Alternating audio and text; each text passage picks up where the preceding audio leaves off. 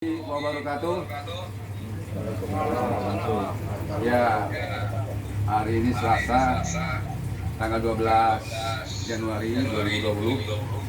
Kita tim 3 konsultan hukum dari konsultan Purwanto Pitung and rekan ya, di Kafe Hukum Lenteng Agung ini kita coba berdiskusi untuk memahami apa itu yang disebut konsultan hukum yang merupakan bagian dari konsultan Purwanto Pitung and rekan ya. Nah, yang lalu sudah ada pertemuan dengan tim 1 ya, bisnis. Setelah kita ini tim 3 ya, konsultan hukum. Nah, yang tim 2 konsultan manajemen hari Jumat ya, rencananya. Ya, baik.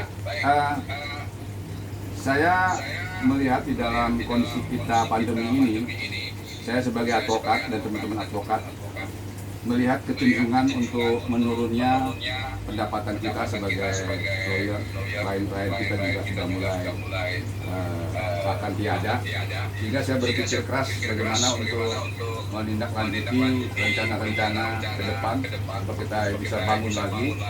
Nah, kebetulan background saya sebagai ekonom, manajemen, bahkan ada akuntansinya juga yang sudah pernah berpengalaman di tahun 2008, ya, 2010, bahkan sampai 2012 sebagai konsultan 3-in-1. Saat itu saya sendiri, hanya ditemani Mas Wahyu sebagai asisten saya, menangani klien-klien di bidang tadi 3-in-1. Pertama bisnis, kedua manajemen, ketiga hukum. Waktu itu saya mempunyai klien rumah sakit Dewi Sri, rumah sakit Dewi Sri itu di Kerawang, kemudian rumah sakit Bakti Kartini, Budi Kemuliaan, Geraha Juanda, banyak ya di sana lagi, termasuk Sumber Waras, Sumber Waras Jakarta, pernah juga. Saya nangani dari aspek SDM-nya. Nah, berangkat dengan pengalaman-pengalaman itu, sekarang saya ingin hidupkan kembali yang kita sebut kerennya itu konsultan 3-in-1. Nah, untuk sore hari ini saya ingin menjelaskan tentang yang skop lingkup kerja dari konsultan hukum di perusahaan. Jadi perlu diketahui, kita bukan hanya menyasar perusahaan, kita juga bisa yang koperasi dan UKM. Nah, dari perusahaan koperasi UKM ini kita bisa masuk dengan 3-in-1 tadi. Nah, apa yang dilakukan di satu perusahaan, koperasi atau UKM untuk yang namanya konsultan hukum, di antaranya kita melakukan review dokumen perusahaan, dokumen koperasi, dokumen UKM, mereview apakah sudah memenuhi kekuatan hukum atau ada kelemahannya. Nah, kita kasih pendapat. Kemudian itu yang satu ya, review dokumen. Kalau di perusahaan kita lihat waktu pendiriannya, sertifikatnya, perjanjian-perjanjiannya kita pelajari. Kemudian kita juga biasanya memberikan pendapat hukum, legal opinion. Dari satu permasalahan kita dimintain, gimana nih pendapat hukumnya legal opinion. Tentunya dengan menggunakan standar, ya, poin-poin apa yang mesti ada dalam satu legal opinion. Bahkan sampai due diligence diminta juga tuh. Nah, itu antara lain ya tugas kita di konsultan hukum. Bahkan ada juga kita diminta nemenin dong si owner ya, atau si dewan komisaris, direksi untuk pertemuan-pertemuan dengan orang-orang tertentu, dengan berbagai pihak, atau dalam rangka menyelesaikan konflik dengan karyawan. Kita dampingin ya perusahaan dalam ini di manajemen untuk cari jalan tengah yang terbaik bagaimana dispute hukum ini. Jadi kita sebagai konsultan hukum masuk dalam pekerjaan-pekerjaan seperti tadi.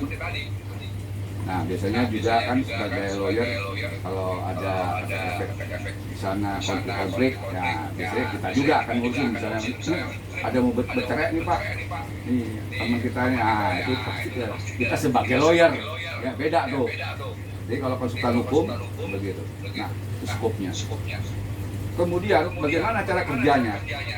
Biasanya kita dalam perjanjian itu sudah ada diminta hadir ya di perusahaan itu seminggu sekali atau 2 minggu sekali. Berarti kalau seminggu sekali kan 4 kali dalam sebulan.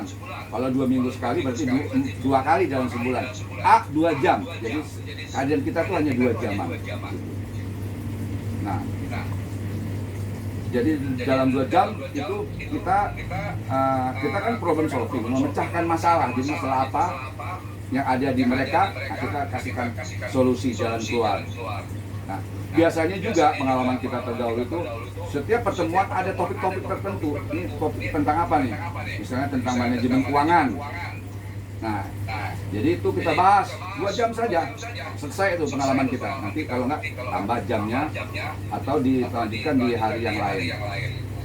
Ya, jadi cara kerjanya kita seperti itu. Dan nanti kita buat satu laporan dokumentasi kita, laporan 1, 2, 3 dan seterusnya untuk file dia klien kita dan kita juga. Nah, kemudian kalau yang sistem kompensasinya dia bayar biasa dulu ya, saya ngomong dulu nih 2008 waktu di rumah sakit saya bayar 8 juta ya kan sebulan, bayarnya di depan. Kalau konsultan bayar di depan, baru kita kerja tadi. Nah, jadi berapa tuh kunjungan nanti ke depan, bagaimana nanti model-modelnya ya kesepakatan. Ya, apa ada juga begini, nah ini untuk ini saya bayar per tahun 100 juta untuk benahi ini 3 in 1.